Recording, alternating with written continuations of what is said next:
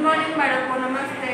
આજે વિષય ગણિત. ગણિતની અંદર આપણે પુનરાવર્તન કરવાનું છે. આગળ આપણે બધું શીખી ગયા, 1 થી 20 શીખ્યા, વચ્ચેની સંખ્યા શીખ્યા, જોડકા શીખ્યા. એવી રીતે આજે ફરી આપણે એનું પુનરાવર્તન કરવાનું છે. અહીંયા જો બધાનું ધ્યાન, અહીંયા અંક જોઈને લખો. એક બાજુ આપણે અંક લખેલા છે ને જોઈને સામેની બાજુ લખવાના છે. આ શું છે? 2 એકડા 11. તો આપણે લખવાનું છે 2 એકડા 11. આ શું છે? 1 બગડ 12. તમારે એવી રીતે જોઈને સામે લખવાનું છે. 1 નગર 13, 1 ચોગડ 14, 1 પાછળ 15, 1 છગડ 16, 1 સાતર 17, અને 1 આઠળ 18, 1 નવ્વડ 19, બગડે મીંડે 20. હવે તો બાળકો તમારે અંક જોઈને નોટમાં લખવાનું છે. ત્યારબાદ જોડકા જોડો. અહીંયા આગળ 1 થી 20 ના આપણે જોડકા, 11 થી 20 ના જોડકા જોડવાના છે.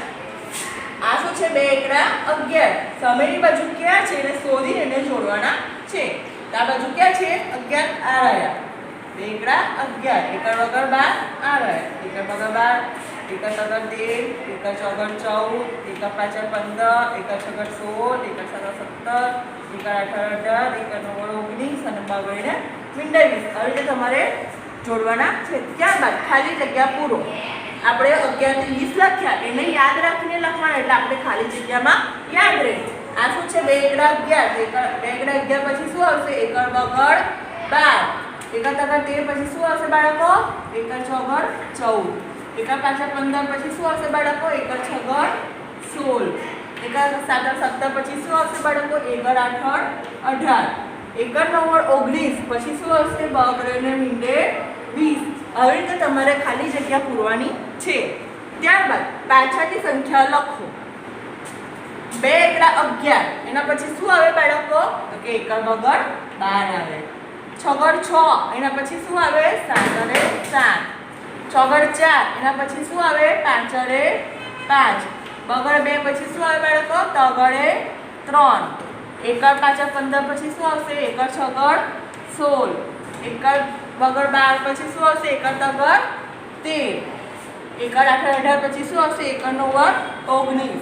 1 ચોગડ 14 પછી શું આવશે? 1 પાછળ 15.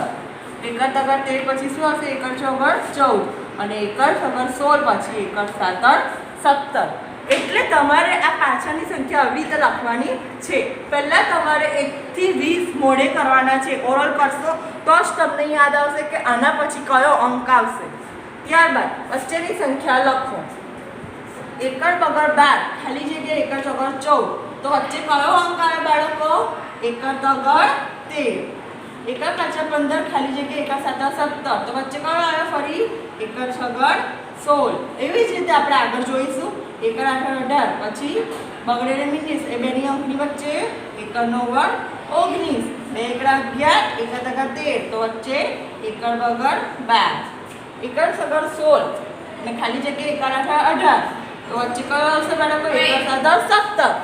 1 સાતર 17 પછી 1 આઠળ 1 નવ્વડ 19. એ બેની વચ્ચે કયો અંક આવશે? તો 1 આઠળ 18. 1 ખાલી જગ્યા તગડ 3. વચ્ચે કયો અંક આવે બાળકો? તગડે 2. ચોગડ 4. ખાલી જગ્યા છગડ 6. કયો અંક આવશે બાળકો? પાછળે 5. સાતર 7. ખાલી જગ્યા નવ્વડ 9. વચ્ચે આઠડે 8. બગડ 2. ખાલી જગ્યા ચોગડ 4. તગડે 3. પાછળ 5. ખાલી જગ્યા સાતર 7. તો વચ્ચે છગડે 6. તગડે 3. ખાલી જગ્યા પાછળ 5. તો કયો આવશે બાળકો? ચોગડે 4. આઠડે 8. ખાલી જગ્યા 1 ને મીંડે 10. તો વચ્ચે કયો આવે? આઠડે 8 ને નવ્વડે 9 ને 1 મીંડે 10. આવી રીતે તમારે બાળકો વચ્ચેની સંખ્યા લખવાની છે. આવી રીતે તમારે આ મેડમે જે કરાવ્યું છે CW એ પ્રમાણે તમારે HWP કરવાનું છે અને CWP લખવાનું છે. એટલે આપણું આજનું હોમવર્ક CW મુજબ HW 2 વાર.